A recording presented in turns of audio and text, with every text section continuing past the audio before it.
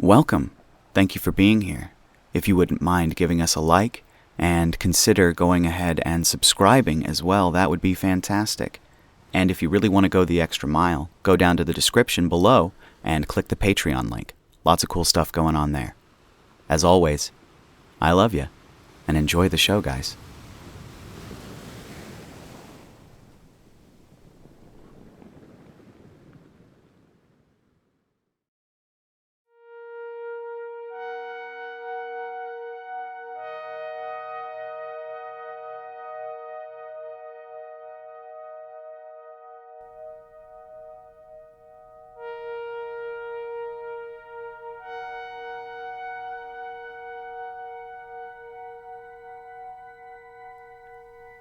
Chrysalis, a story by user BeaverFur. Chapter 7. Time in warp was, DrCat thought, a time for reflection.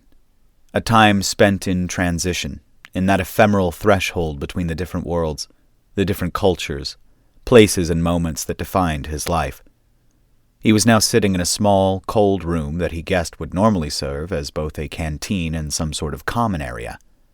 The austere steel tables and chairs meant to fold into the walls, clearing an empty space in which to meet and play whatever games Zunvirian ship crews played to pass time when in space. He almost wished there was a window in the room. Nothing fancy, just a small porthole from which to see the great beyond. But he knew there wasn't really anything out there to see when in warp. Just a dark, endless expanse. Not even the starlights reaching the ship inside its little bubble of distorted space. Time in warp was not, by any means, a time DrCat would call important. It wasn't decisive or memorable on its own. Time in warp wasn't when things happened. No, it was that short vacation, those few minutes or hours in which being disconnected, inaccessible, was not only justified but expected, in which he could be alone with his thoughts, taking a respite from the trials and tribulations the rest of the universe went through. But though DrCat wouldn't call this time important, he still thought of it as necessary. This, he knew, was the time that existed in between a chapter had ended and the next hadn't quite yet begun. The time to take stock of your life so far, let go of regrets, learn from mistakes, and get ready for that inevitable next episode. That slightly changed universe that would be waiting for him whenever he returned to normal space. And DrCat had a lot to take stock of. Last time he had had that much to think about, to reflect upon, was when he had left his home world of Sanxia to report to his new post at the very edge of the galaxy, under the orders of one Ambassador Naxtani. He had been enraged, spending most of his travel time secluded in his cabin, feeling either resentful at the council or sorry at himself and his doomed career. Fitting that now it was that very same chapter, the one coming to an end. His time in Zunvir, his time learning about the Republic's culture and customs, touring their major worlds, living in the capital and socializing with the elites that visited the Empyrean Palace. His time with Naxtani. They had searched for her, of course. They had flown over the ruins of the Directorate building she had been in when the city was devastated. DrCat had tried to contact her through her communicator, hoping that somehow she would have survived the destruction like he himself had, that she might have had time to take refuge somewhere safe before the nuclear devices had gone off. Of course, he had known all along it would be a fruitless task. But they had persevered, clinging to that one hope, that 1 in a million chance, up until the Terran had not so subtly forced them to abandon the search. And so it was time to confront the truth. Naxtani was gone, which meant DrCat was now left to face this changed universe on his own, this galaxy that was spiraling fast into the unknown, into a conflict of unforeseeable proportions. The destruction of the colony had been so fast and thorough that it was almost difficult to comprehend.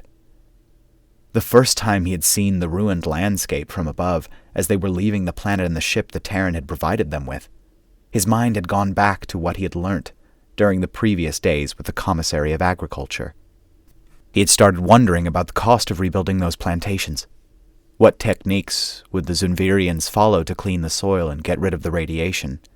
Or how they would go about reprocessing the atmosphere, clearing the dust the continent-wide fires were raising and turning it back into a safe, breathable composition. And the more he thought about it, the more he went back to his recently acquired knowledge on colonial agricultural practices, the more he realized how hopeless that task would be. No.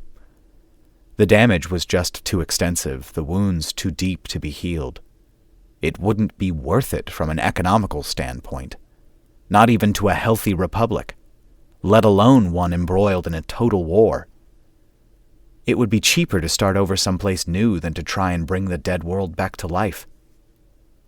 To all effects, the colony of Yavit was dead. The planet would be abandoned, having lost its habitability ranking in a matter of minutes. He sighed, reaching for one more small, salted cookie-like thing out of the box he had found in one of the room's many cabinets. He didn't feel like eating, but Telzira, the pilot, had suggested he should regain some of his lost strength. The intensity of the attack, the sheer scale of it, how out of proportion it had been. It was puzzling. As if the Terran had not only wanted to defeat the Zunvirians, but to utterly crush them, to tear down everything they had built, to ruin their future and meticulously extinguish their hopes. If the Zunvirians had been attacked by a civilization of sentient beings, it would speak of a burning hatred, DrCat thought. But trying to figure out the Terran's motivations was difficult. It could indeed be anger, or it could as easily be just the results of a misfiring algorithm, a rogue artificial intelligence bent on emotionless cleansing and destruction just because of a mishap in its programming. And wasn't that exactly why the development of self-sustaining artificial minds was forbidden by the Council? He thought. At first, when DrCat had woken up alive in the embassy ship's cockpit, he had hated the thing, hated the senseless death it was unleashing upon the Zunvirians, and cursed whatever civilization had created such monstrosity, and leashed it upon the cosmos. For a second there, he had hoped that whatever species had built the Terran, they had been the first victims of their own cruel creation. And just then, the cursed thing had gone and saved his and his pilots' lives, going so far as to provide them with medicine, first aid kits, and a working spaceship in which to escape the doomed planet. So, what had that been all about then? Was the Terran sentient, after all? Had it taken pity on them and allowed them to live? Perhaps the presence of other species had triggered some edge condition in its programming, compelling the machine to help them. In that case, the Terran letting them go would be as emotionless as its butchering the Zunvirians, just a computer doing its mindless work. But DrCat hoped that it was the former, that those actions spoke of some level of compassion, of regret buried within, of some kind of sentience existing inside the machine, faint as it was. Because that would mean there was still room for understanding, for communication, for... DrCat?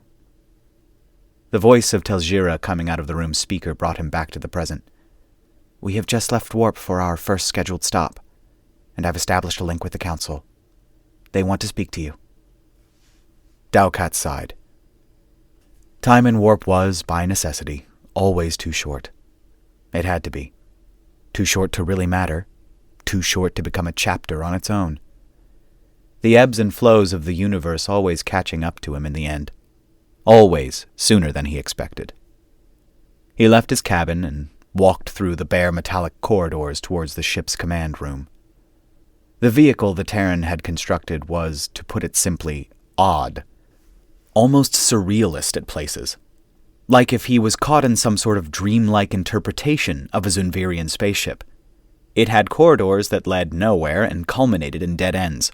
Rooms with no discernible purposes.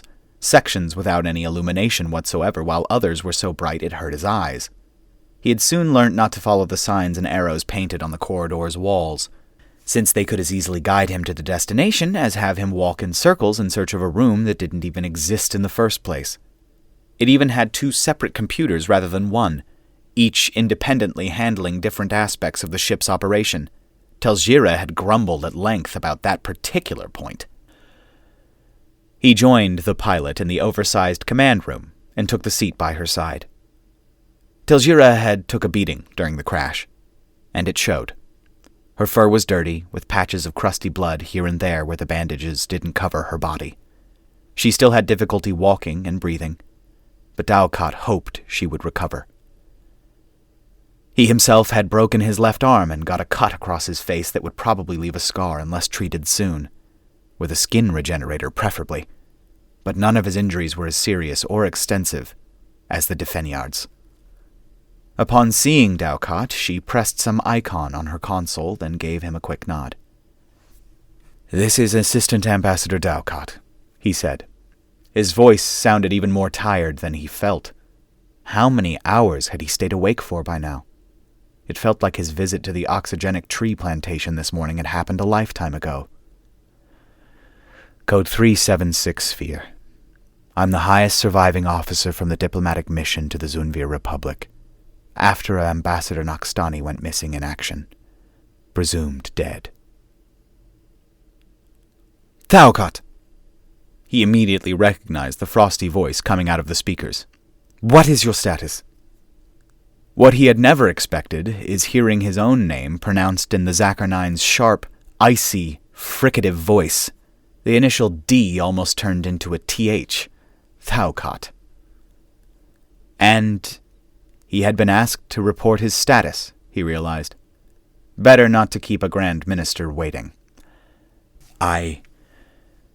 Pilot Telgira and I have escaped the colony of Yavet, and are on our way to the Zunvir capital, sir. Are you the only survivors of the diplomatic mission? We have some support staff in the capital, but yes, Dalcott replied. As far as I know, we're the only ones who made it out of Yavet. Did my message to dispatch go through? It did. The Galactic Federal Council declared a Type G emergency 3 days ago, and all its allied fleets are mobilizing to come to the defenses of the Zunvir Republic. 3 days. It was always hard to account for the effects of time dilation. The attack on Yavet felt very recent to him, but it would be old news by now to the rest of the Council. How did you manage to escape? Asked the Grand Minister. The Terran. It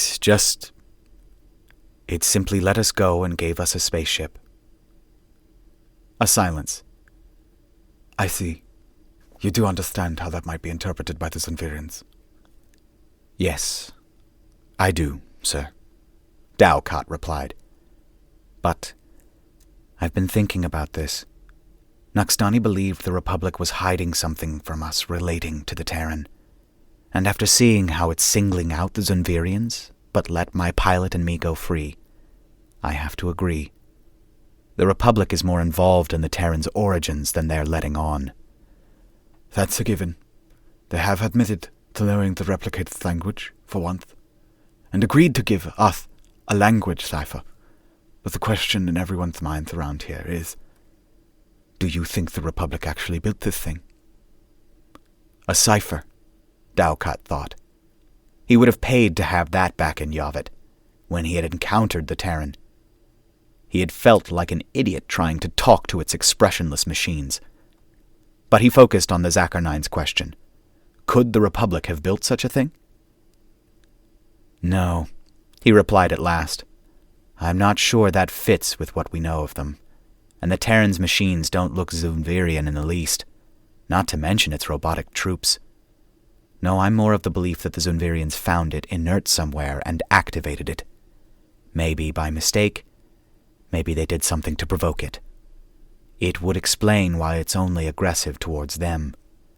But in any case, I'm starting to think the Terran might be sentient enough that negotiation is a possibility. Why?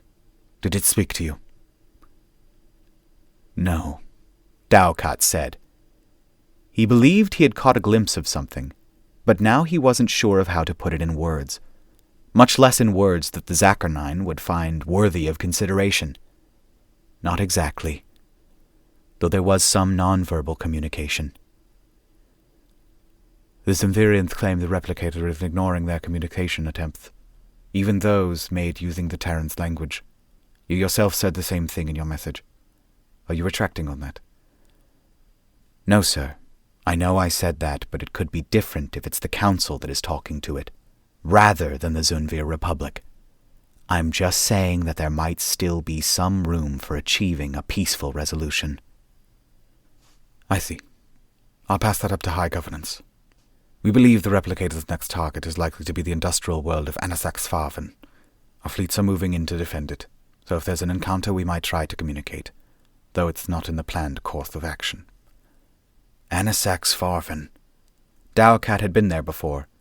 It was a small, arid world, administered by the Anasax tribe. With a massive industrial output, entire regions of the planet devoted to manufacturing and covered in kilometers-long factories. Anasax-Farven was the undisputed core of the Republic's economy, and the source of the Anasax tribe's enormous political clout. It produced everything ranging from clothes and entertainment screens to battleships and quantum relays. If the capital world of Zunvir was the brain and heart of the Republic, Anasax-Farven was its muscles. But his thoughts went back to the last sentence the Grand Minister had said. Not in the planned course of action. Why? Why not give talking a chance? Dalcat said. If we might get the Terran to refrain from further attacks. I am already pushing for that, Dalcat. But the ultimate decision belongs to the High Governance. He tried to think like Naxtani had taught him, ignoring the Zacharnine's rank, reading between the lines of what he was truly saying. Why would High Governance decide to attack rather than negotiate with the Terran? Because they've got a weapon, Dalcat ventured. Something they think can destroy the Terran. Correct. The scenario of an overwhelming attack fleet governed by an out-of-control artificial intelligence has been theorized before, and countermeasures were developed in case such a situation ever arose. High Governance believes these countermeasures can trump the replicators. They've got a weapon, and they want to test it, Dalcat interrupted, almost laughing. Even if that means sacrificing our only chance at a negotiated peace. It's not that easy, Assistant Ambassador. Dalcat could detect a hint of irritation at being interrupted in the Grand Minister's voice.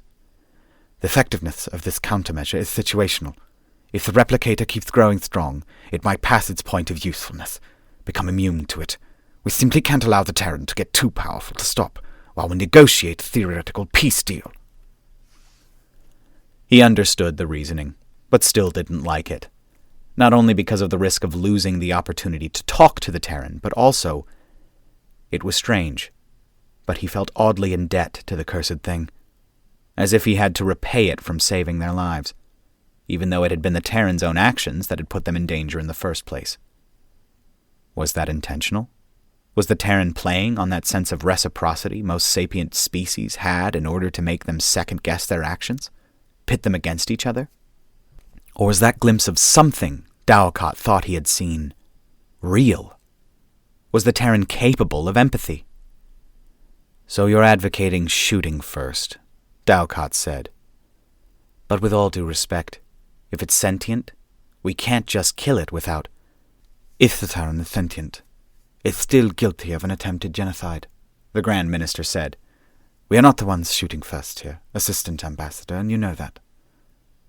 I will do my best to ensure a communication attempt happens. But if we don't reach an agreement, or if the Terran tries to attack the Zunvirians again, we will destroy it. There are 700 million inhabitants in Anasax-Farven. We can't allow a repeat there of the same level of destruction seen in Yovet or Thalamet. Thalamet? The colony world of Thalamet. The colony world of Thalamet was attacked 16 hours ago. Estimates range from 1 to 200,000 casualties. Luckily, overall damage was not as extensive as in Yovet's case. Dalcott closed his eyes hard, repressing a sudden urge to scream his frustration. He said at last, I know how it sounds, sir. How the idea of a negotiated peace feels wrong after so many have died. But if we launch our weapon and it fails, then the replicator will consider us enemies too. And we will have lost our chance at a peaceful resolution, I know, said the Zacharnine. That's not an easy answer, Dalcott. But in any case, this is out of your hands now. I need you back in Zunvir to act as liaison with the Republic's government. Right, Dalcott said, and to snoop around until I can learn what it is they're still hiding from us. The Grand Minister let out an amused chuckle. I see Naxtani has taught you well. Oh, and, in that regard, I don't think it would be wise to make a leadership change to the diplomatic mission during a developing crisis. Translation. Nobody I asked wanted to even come close to that part of the galaxy. And, given that you already have extensive knowledge over the Zundirian culture and contacts in their government, recalling you at this time would be counterproductive. Translation. Nobody important will care if you die. So I believe it would be best if you took command of the mission as acting ambassador, until such time as... Translation. The job is yours, but I'm not making it official yet in case things go wrong and I need a scapegoat. Thanks, sir, Dalcott said. I'll set immediate course towards the Zunvir capital and meet with the Emperor at the Empyrean Palace. I'll try to find out what they know. Sounds good to me. And Dalcott, sorry about Naxtani. Right. Thank you, Grand Minister. The link closed, and Dalcott closed his eyes, breathing deep. To Zunvir, then? Asked the pilot. He nodded. How long will it take? She played with the icons and numbers in her console screen. 37.1 subjective minutes. About 50 hours in referential time. 50 hours. By the time they emerged back into normal space, the situation around Anasax Farven would probably be resolved already.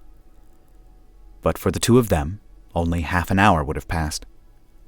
He nodded again and closed his eyes, not bothering to go back to the canteen for this leg of the trip. Maybe he could get some sleep instead. Time in warp, Dalcott concluded, was an annoying thing. All right, guys, that's going to be it for this one today. Thank you so much for listenings and being here's and all that fun stuff. I'm on a roll today. I'm going to record a bunch of these. So I just want to know what you guys would think about maybe trying some sort of other content. I don't know what kind, though, yet. I have no ideas. Please help me. All right, thanks, guys. Leave all your suggestions for content in the comments down below. Oh, goodness. Stretching my back. Oh, big stretch. I can't pop my back. There it goes. That hurt. Okay. Anyway, guys, thank you so much for being here. I appreciate you. I'll see you all in the next one, and I love you. Bye, y'all.